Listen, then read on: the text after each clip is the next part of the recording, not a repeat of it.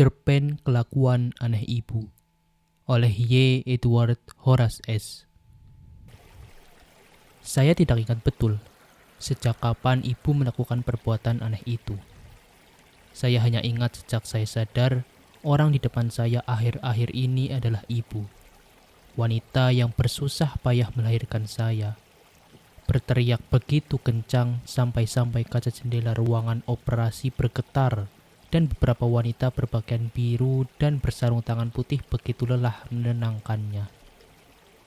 Saya sendiri juga teriak, namun suara ibu lebih memekakan telinga, merambat dan merayap lesat, menyatu bersama udara dingin ruangan, kemudian menusuk tajam pada setiap gendang telinga. Tampaklah beberapa wanita itu lekas-lekas menutup lubang telinga dengan sesuatu, seperti sumpelan begitu. Namun tak jelas lantaran kecil dan tertutup jari-jari. Jujur, saya sangat tidak suka dengan kelakuan aneh ibu. Entah siapa yang mengajarinya, untuk apa dia melakukannya, apa yang ada di pikirannya sehingga bisa-bisanya dia bilang ketek saya baunya enak. Lalu dia menciuminya berulang-ulang, hingga terkadang hidungnya dia jejalkan terus-menerus. Dan saya pun tidak mau tersenyum dan berakhir tertawa karena begitu geli merasakan beberapa bulu hidungnya yang keriting itu menyentuh permukaan kulit ketek saya. Kebiasaan itu ibu lakukan setiap malam, menjelang pergantian hari pada saat saya kerap terbangun dan menangis. Sekarang, mengapa begitu sering dia lakukan? Mau pagi, siang, malam, mau saya melihat TV atau tertidur, selalu saja ibu menempelkan hidungnya dan terus membaui ketek saya baik kiri maupun kanan. Mula-mula ibu lihat dulu dengan cermat lewat matanya, betapa ketek saya terlihat mungil, kenyal dan bersih. Beberapa saat kemudian ibu tersenyum dan matanya setengah tertutup, seolah-olah mengantar pikirannya terbang ke tempat yang entah. Tampaknya tempat itu sumber bahagia. Terbukti, ibu tidak berhenti tersenyum dan malah lanjut menempelkan hidungnya. Apakah ketek saya mengandung sesuatu yang memabukkan sehingga ibu kerap ketagihan? Apakah ketek saya baunya begitu memikat? Apakah ketek saya seperti bau coklat, layaknya parfum yang selalu ibu semprotkan di kamar saya? Saya jamin pasti ibu suka coklat, lantaran saya lihat parfum berwangi coklat itu tidak pernah sekalipun digantinya. Ketek siapa sih nih? Ketek siapa sih nih? Harum banget baunya, kata ibu yang jelas terdengar di telinga saya. Ketika hidungnya tidak berhenti terus mendesak-desak kedua ketek saya. Kulit permukaan ketek saya seperti tertarik begitu, tersedot oleh tarikan napas hidungnya yang masih bisa saya dengar. Jujur, atas perbuatan itu saya pasti tertawa. Bukan karena suka, ibu malah tertawa melihat saya tertawa. Apakah dia mengira saya suka diperlakukan seperti itu? Apabila saya tidak terkencing-kencing, pasti ibu tidak berhenti melakukannya dan mungkin saya akan mati karena tertawa. Mana ada ketek berbau harum? Saya berani jamin tidak pernah ada. Pernah suatu ketika saya mencium ketek ibu ketika ibu sedang berbincang dengan tetangganya dan dia mendekap saya dengan selendang coklat yang diikat pada pundaknya. Begitu kencang sehingga saya tidak bisa bergerak. Badan saya bersentuhan lekat dengan dadanya dan kepala saya tepat berada di depan keteknya. Tidak berapa lama, dalam ayunan badannya ke kanan ke kiri, saya langsung tertidur. Bagaimana tidak? Ibu begitu memabukkan, membuat kepala saya pusing. Ketek ibu bau apek. Ditambah lagi goyangannya yang semakin kencang, membuat saya jatuh pingsan. Setengah sadar, malah saya dengar ibu berbicara sesuatu yang sulit saya percayai. Anak pintar, tidurlah anak pintar. Mimpi indah ya nak. Ibu mengira saya tertidur, padahal saya pingsan. Apa ibu tidak sadar keteknya bau apek? Selain ketek, telapak kaki saya pun suka sekali ibu ciumi. Entah aroma apa yang tercium dari kaki saya, sehingga hidung ibu begitu betah berada di ujung jempol kaki saya. Dia sentuh-sentuhkan dan terjadi lagi bulu hidungnya keluar membuat saya tertawa kegelian. Apakah kaki saya juga begitu memikat seperti ketek saya? Belum lagi kelakuan ibu yang satu ini. Ketika dia mengajak saya bermain keluar rumah, bertemu dengan tetangga sebelah yang juga menggendong anak kecil seumuran saya, tepatnya 1 tahun.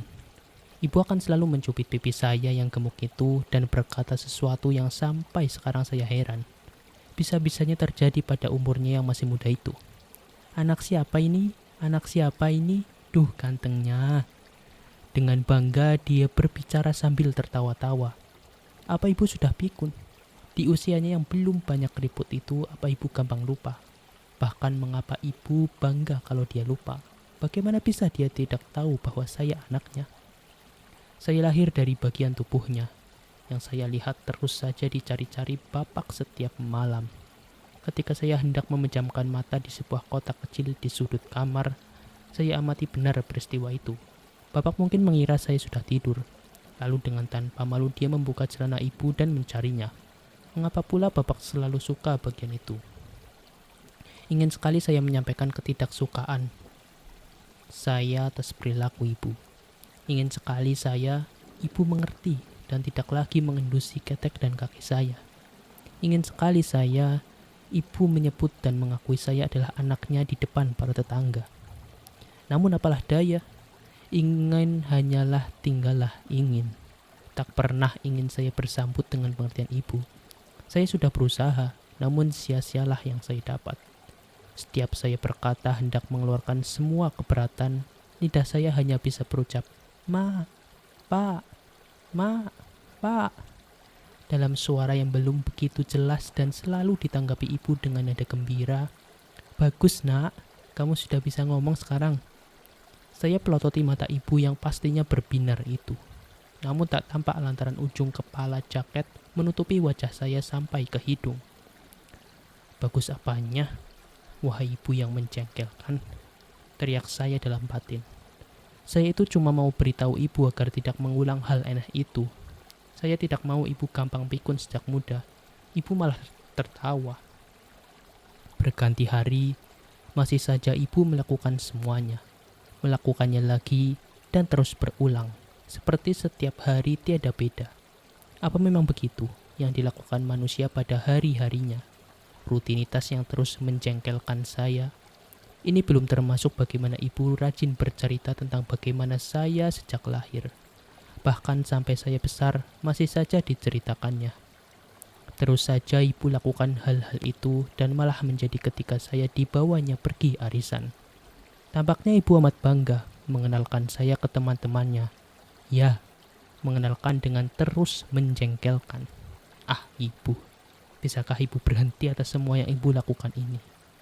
Suatu saat, waktu kekesalan saya memuncak, ada momen di mana pada akhirnya saya relakan kesal itu pergi begitu saja. Ketika melihat ibu selalu rajin membersihkan kotoran saya seusai saya selesai makan. Lalu ia menyeduh air panas, menaruh beberapa sendok susu, mengaduknya, dan menuangkan pada sebuah botol kecil dengan ujung yang begitu kenyal seperti milik ibu. Lantas, menyuruh saya minum sambil ibu bersenandung sebuah lagu yang saya suka dan selalu berhasil mengantar saya menuju alam mimpi. Saya juga kagum dengan kekuatan ibu. Dia begitu hebat, masih bisa memperhatikan saya begitu cermat di tengah pekerjaannya yang begitu banyak membersihkan rumah. Mulai mencuci baju, memasak, menyapu, dan mengepel rumah. Menyiram tanaman, semua ibu lakukan sendiri tanpa bantuan pembantu rumah tangga layaknya tetangga saya. Seandainya bapak tahu apa yang sudah dikerjakan ibu sepanjang hari, saya yakin bapak tidak tega memarahinya dan dengan bangga berkata bahwa dia telah capek bekerja seharian. Apa bapak tidak tahu ibu juga capek?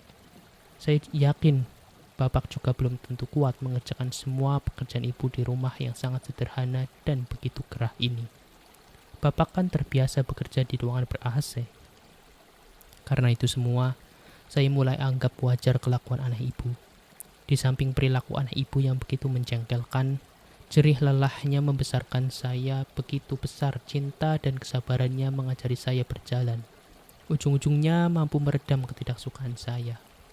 Saya mulai menyukai ibu, satu-satunya wanita yang selalu hadir untuk saya, tanpa memandang waktu dan merelakan dirinya begitu saja melakukan segala sesuatu demi kebahagiaan saya.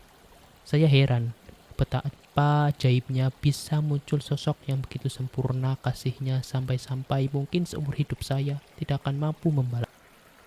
Namun, tetap saja, saya pastikan ketika bisa berkata dengan jelas, saya akan bilang ketek ibu itu begitu apek.